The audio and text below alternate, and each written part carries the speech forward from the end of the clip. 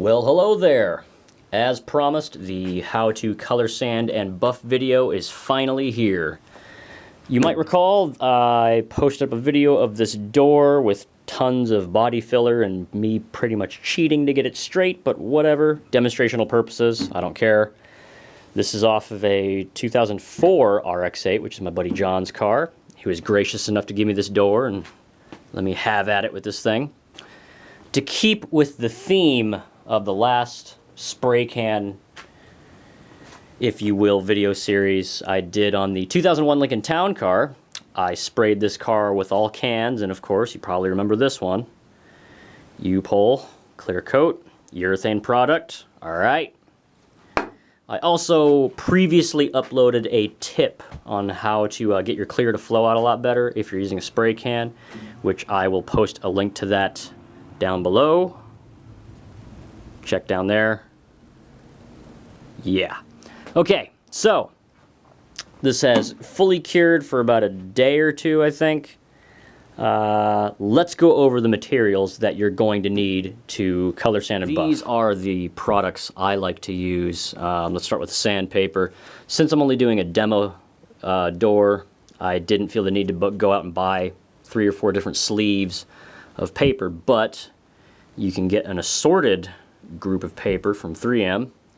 It's got, oh, some lighting there.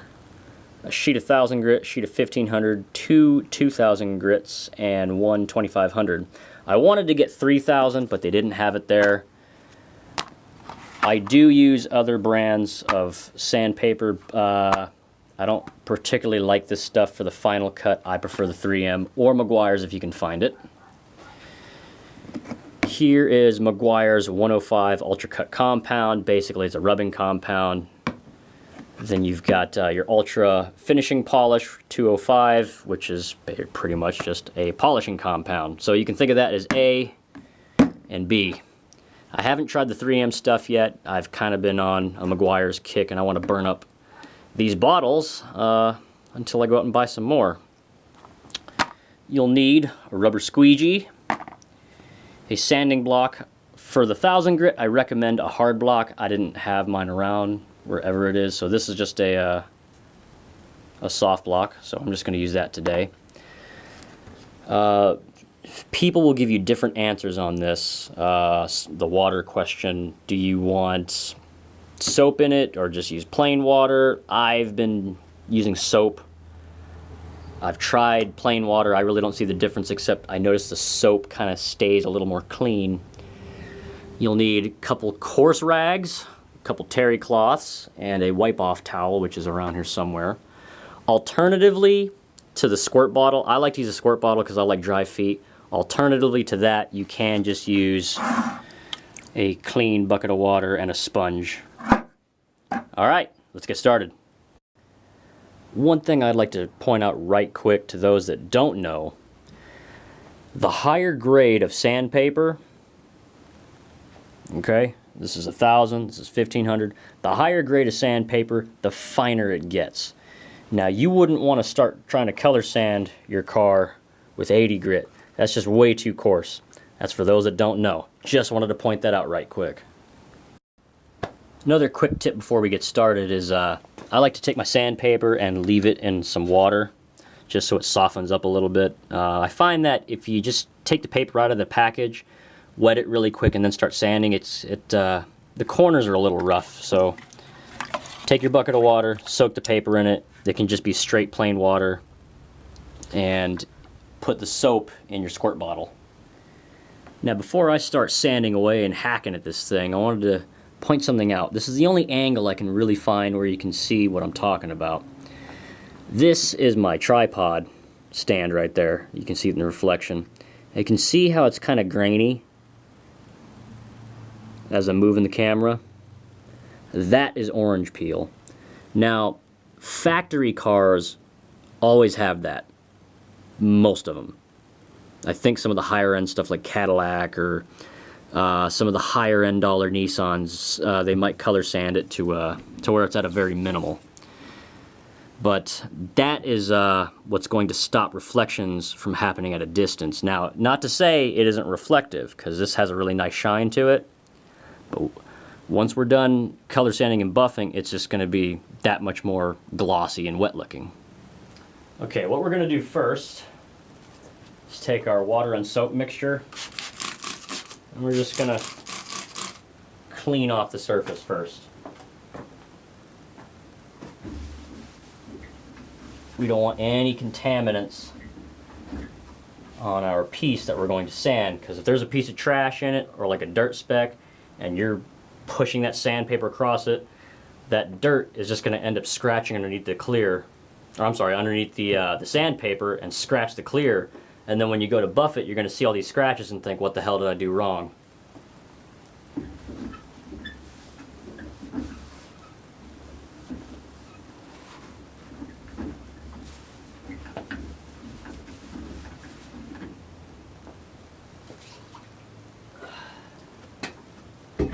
Next, what we're going to do is take our 1000 grit and just lightly start to break down the clear. Going to use our soft rubber block.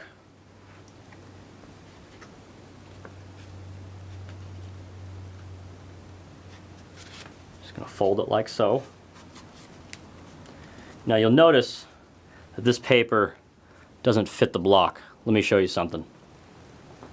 Some of the bigger paper that comes in a sleeve like this will fit the block. But because, again, this is a demo piece, I didn't want to buy a bunch of sleeves of paper just yet. I just went ahead and bought these little ones. So if this stuff doesn't fit the particular block you have, don't worry about it.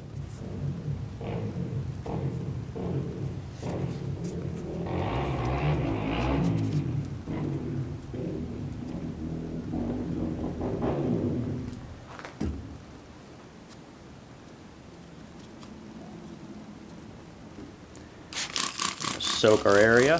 Just want to start sanding lightly.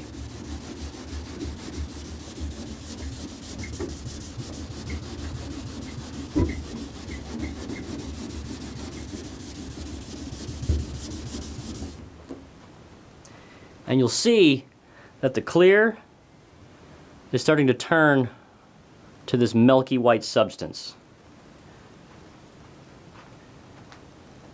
Where'd my squeegee go? There it is. Okay. Let's just wipe a section really quick. See how we're doing.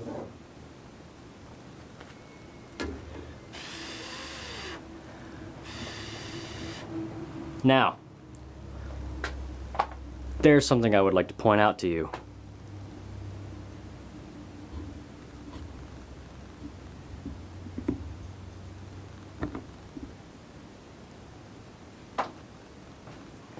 See these shiny spots here and how it's dull here? These shiny spots is orange peel, okay? What you want to do is block it until it's all one flat uniform color. So now what we're going to do is just keep on sanding.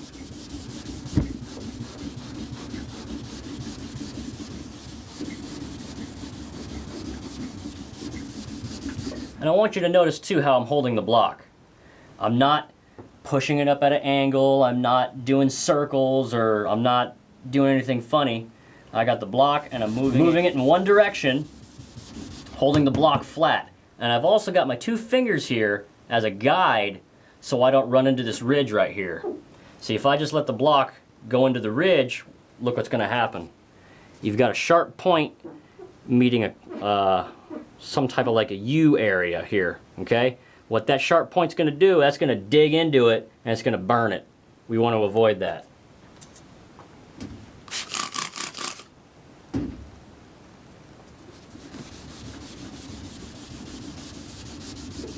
Another thing you want to notice, and there goes my bottle. Another thing you want to notice is that I'm staying in this one little square here. You'll actually go a lot faster if you work one area at a time rather than trying to tackle and do the whole door.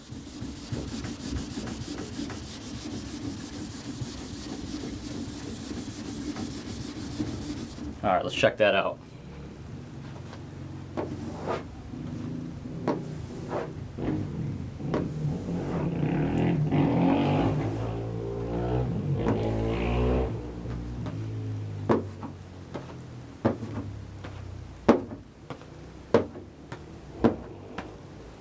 Now you'll notice right here it's all solid, and then as we kind of come out a little farther, now we got some of that shiny speckle again. There's our orange peel.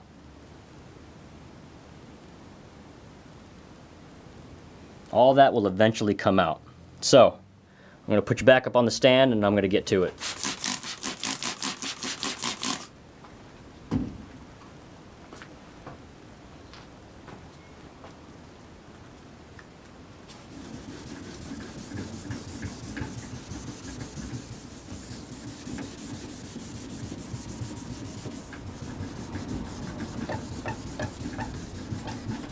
Now, even though I'm using my left hand, now I'm using my thumb as a guide so I don't get into that little U canyon thing right here.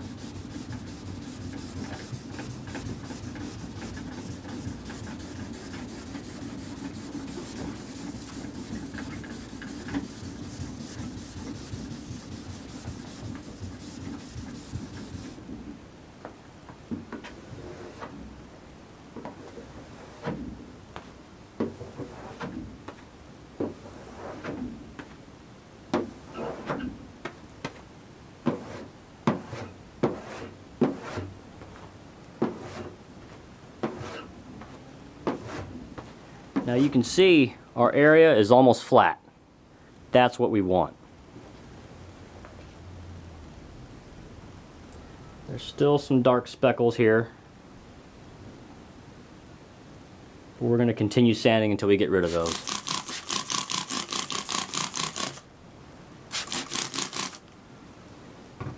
Now, since I've been sanding in a vertical, now we're going to switch it and go horizontal. And the reason why we're doing that is now we're going to try and sand out the scratches that were going in the opposite direction.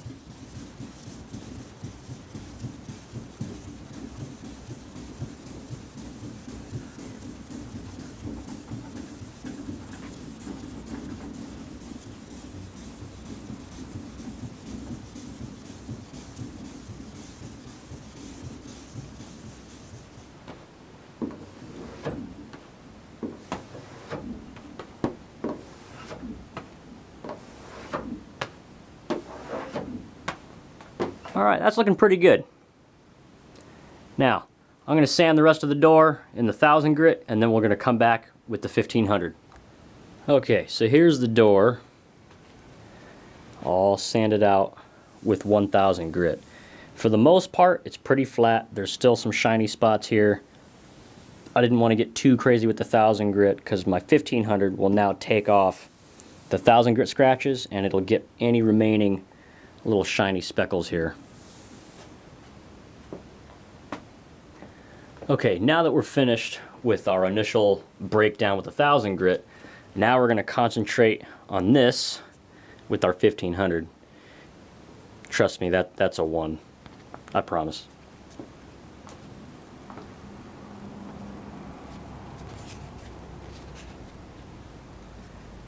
Wrap it around our block. Okay, take this down. Now, this we're going to have to take a little more precautionary measures here. Instead of just running the block recklessly, you want to make sure that you pay attention, you stay away from these edges right here, because that's the first place that where the clear is a little bit weaker at. So what I like to do is kind of sand it at X a little bit.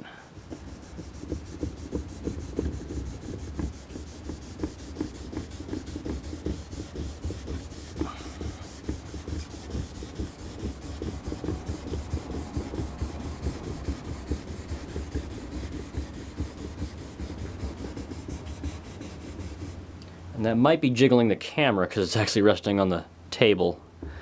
If that is, I apologize. Let's try that.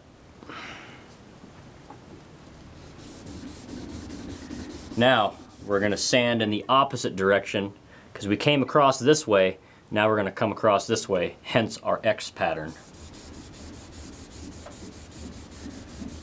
Also take note, I've got my thumb making sure I don't ride this edge, and I've got my ring finger here making sure I don't come too far off and dig into this edge right here.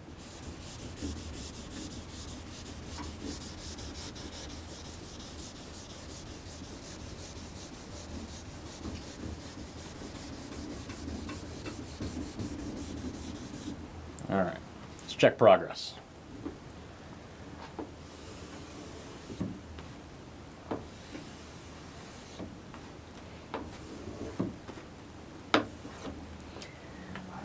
Okay, that actually flattened out quite well, but you notice there's still some shiny spots here. I'm going to come back and get that right now.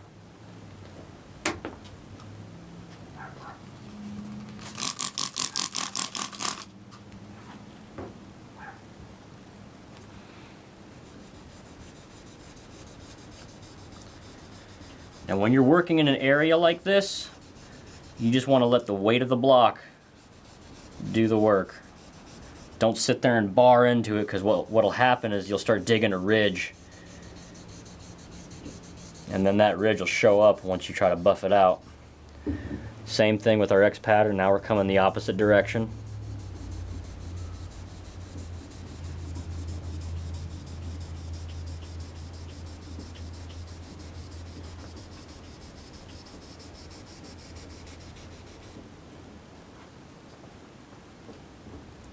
And we'll check progress. That looks like I just about have it. There's still a little spot here. Now that I'm going to leave alone and worry about that when we come to 2000. Now, to address this area right here, I'm actually not going to sand that. I've noticed a couple of guys tend to not sand these areas, and unless you're doing a show car or if you have a rotary buffer, it's kind of hard to really get in there. And even if you do have a rotary buffer, that's a really dangerous place to be trying to buff. So this, I'm going to leave that alone.